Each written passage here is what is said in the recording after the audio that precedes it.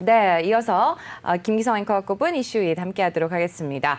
간밤에 또 7월 미국의 고용지표, 또 ADP 고용지표가 발표가 됐죠. 또 7월에 고용지표 발표를 앞두고서 시장은 또 긴장을 하고 있는 것 같습니다. 어떻게 보시나요? 네, 그렇습니다. 6일 날이죠. 그러니까 미국 시간으로 6일이기 때문에 우리는 아마 월요일 날 이 지표가 반영이 될 겁니다. 그래서 고용지표에 관심을 갖는 가장 큰 이유는 연준이 테이퍼링의 기준을 물가와 고용 이렇게 제시를 하고 있지 않습니까? 네. 그런데 사실 어떻게 본다면은 고용을 더 중요시하고 있다 이렇게 봐도 틀리지 않을 것 같습니다. 그래서 과연 6일 날 발표된 신규 일자리 숫자가 얼마나 늘어났을지 여기에 지금 관심이 집중이 되고 있는데 오늘 ADP 민간 고용 지표가 나왔지 않습니까? 그런데 그렇죠. 이게 예상보다도 굉장히 안 좋게 나왔습니다. 그러니까 당초 예상에는 65만 3천 명 정도 늘어났을 것이다 이렇게 예상을 했는데 뚜껑을 열어봤더니 33만 명 늘어난 걸로 이렇게 그쳤거든요. 이게 지난달 같은 경우에 68만 명이 늘어났었습니다. 그런데 전월보다도 뚝 떨어졌고 예상치보다도 절반 정도밖에 안 되는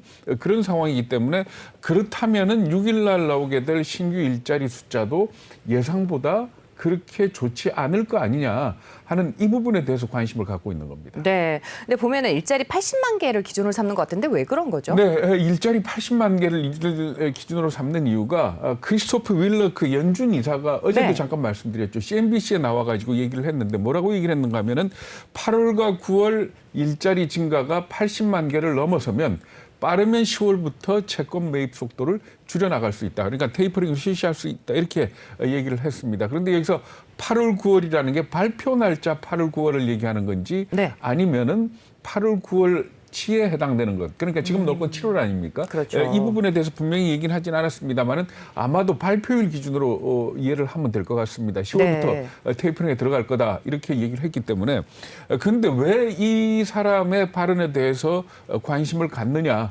그러면은 사실 통화정책 관련해 가지고 FOMC 인사들이 가끔 얘기를 하지 않습니까? 근데 쭉 보면은 연준 내부 인사는 말을 잘 안 합니다. 그렇습니다. 그러니까 파월 네. 의장이 나서서 얘기를 하고 연준 내부 인사들 같은 경우는 별로 얘기를 하지를 않고 주로 얘기하는 사람들이 지방 연은 총재들, 그러니까 연방준비은행 총재들이 나서서 네. 뭐 테이퍼링 해야 된다, 땡겨야 된다, 아니면 미뤄야 그렇죠. 된다 이렇게 얘기를 하는데 이렇게 내부 인사가 얘기를 했다는 것 자체에 굉장한 무게감이 실린다 이렇게 보시면 되는 겁니다. 그러니까 여기에서 80만 개를 제시를 했기 때문에 그렇다면은 6일 날 발표될 신규 일자리 숫자가 과연 몇 개냐 여기에 대해서 관심을 갖고 있는 거거든요. 그런데 현재 시장에서는 대략 아마 84만 5천 개 정도 늘어날 거다 이렇게 예상을 하고 있는데 이 예상에 부합하거나 더 늘어난다면은 테이퍼링이 빨라질 거다라는 아마 그런 관측들이 나오게 될 겁니다. 그런데 오늘 ADP 지표 나온 걸로 봐서는 83만 5천 개 어려울 것 같다라는 얘기가 나오고 있거든요. 네. 그런 의미에서 봐야 되고요.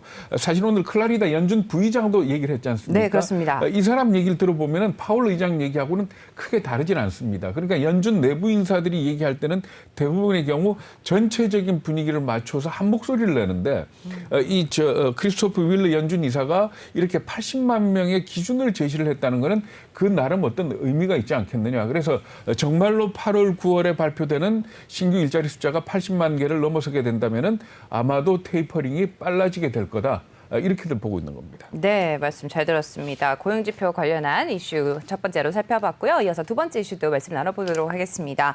아무래도 미국의 물가 상승 주요 요인 저희가 앞서서 또 오프닝벨에서 계속해서 중고차 때문이다 이런 말씀을 전해드렸었는데요. 그런데 요즘에 들어서 조금씩 떨어지고 있다면서요. 네, 조금 떨어졌습니다. 그러니까 미국의 중고차 가격 지수를 나타내는 게 만하임 지수라는 게 있습니다. 네. 이 만하임 지수가 5월 달에 203을 기록을 해가지고 정점을 찍었거든요. 그러고 난 뒤에 6월 달에 200.4 그리고 7월 달에 196.9로 200선 밑으로 내려앉았다 이렇게 보시면 됩니다. 물론 이 수치가 그렇게 많이 떨어진 건 아닙니다. 그러니까 팬데믹이 오기 전에 작년 5월 그러니까 팬데믹에 따라서 중고차 가격이 영향을 받기 직전에 중고차 가격 지수, 맨하임 지수가 얼마였는가 하면 137이었습니다. 137, 그러니까 네. 137에서 203까지 올랐으니까 엄청나게 많이 오른 거 아닙니까? 그렇습니다. 거의 뭐 네. 45%, 50% 정도 오른 그런 수준인데 203에서 떨어진 폭은 그다지 크지는 않지만은 일단 방향을 틀었다라는 데 대해서 상당히 관심을 갖는 그런 분위기로 보시면 될 것 같습니다. 네.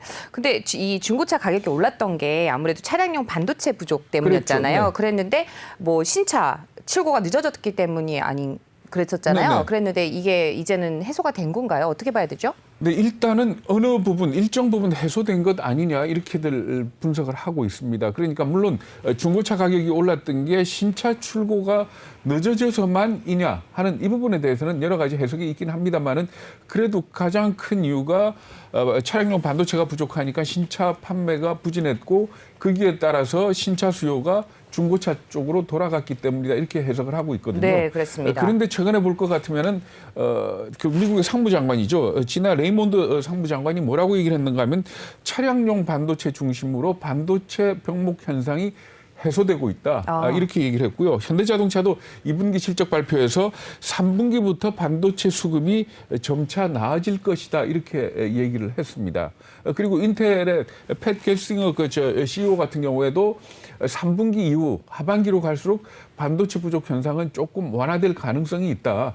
그렇지만은 장기적으로 본다면 2023년까지 반도체 수급난은 계속될 거다 이렇게 얘기를 한 겁니다. 그러니까 종합해서 본다면은 반도체 완전히 목을 죄고 있던 차량용 반도체가 지금 어느 정도 풀리고는 있지만 이게 그렇다 그래가지고 완전히 신차 출고가 정상화되는 시기는 아니다. 이렇게 보는 겁니다. 왜 그런가 하면은 전기차 판매가 계속 늘어나지 않습니까? 그렇게 되면은 전기차에 들어가는 반도체가 일반 내연기관 자동차에 비해서 한 10배 가까이 많고 여기에다가 또 완성차 업체 입장에서 볼 적에 한번 작년에 그 팬데믹 겪으면서 차량용 반도체 때문에 혼쭐이 났지 않습니까? 네. 그러니까 지금 현재 차량용 반도체의 구입 물량을 볼 것 같으면은 필요 이상으로 지금 사들이고 있거든요. 그러니까 네네. 재고 물량 확보까지도 감안을 하고 사들이고 있기 때문에 아무래도 이런 차량용 반도체를 둘러싼 수급 불안의 문제는 내년까지 좀 지속이 될 걸로 이렇게들 보고 있는 겁니다.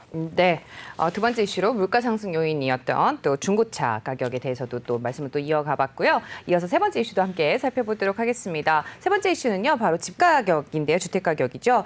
최근 들어서 주택 가격의 하락을 경고하는 소리가 있던데 실제로 집값이 떨어지게 되면은 경제가 충격을 받게 되는 건가요? 어떤가요? 네, 최근 들어가지고 뭐 김부겸 총리나 홍남기 부총리가 계속 집값 떨어질 가능성이 있다, 영끌하지 마라, 뭐 이렇게 얘기를 하는데 집값이라는 게 그렇습니다. 사실 집값이 오른다고 내 주머니에 돈이 들어오는 건 아니지 않습니까? 그렇죠. 그런데 네. 경제적으로 분석을 해보면 집값이 올라가게 되면 차입 여력이 늘어나게 됩니다.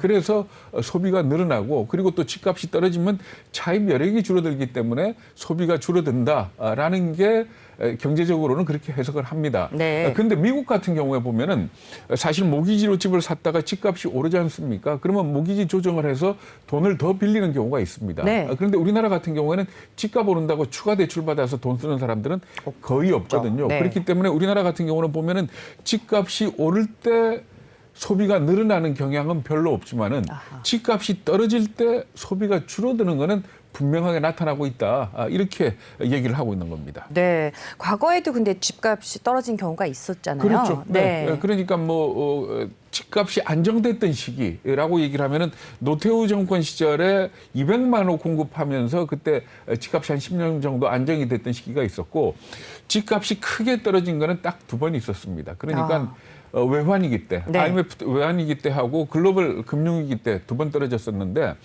IMF 때 외환위기 때는 어느 정도 떨어졌었는가 하면 17.7%나 아주 큰 폭으로 하락을 했었습니다. 그런데 한국은행이 이 경험을 바탕으로 해가지고 추산을 해봤더니 만약에 지금 집값이 20% 떨어지면 어떻게 될까?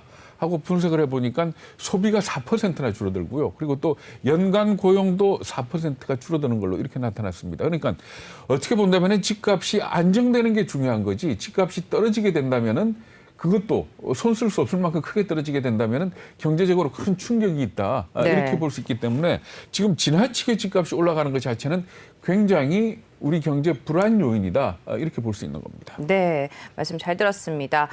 또 이어서 네 번째 이슈도 함께 확인을 해볼 텐데요. 대만의 TSMC가 3나노 공정에 또 있어서 또 삼성의 추격을 따돌리고 있다 이런 소식이 있습니다. 어떤 내용인가요? 네, 그 대만 언론들하고 반도체 업계가 전하는 내용인데요. 내용을 볼 것 같으면은 TSMC가 최근에 그 대만 타이난에 있는 공장에다가 3나노 반도체 생산 장비를 설치하기 시작했다 이렇게 얘기를 하고 있습니다. 그러니까 앞서서 TSMC는 올해 3나노 제품의 시험 생산에 들어가고 내년부터 본격 양산에 돌입할 것이다 이렇게 밝혀왔었거든요. 네. 그런데 이게 조금 더 당겨지는 것 아닌지, 그러니까 3나노 양산이 내년이 아니고 올해 말이나 아니면은 올 하반기 좀 빠른 시기가 되는 거 아니냐 이렇게들 예측을 하고 있는 겁니다.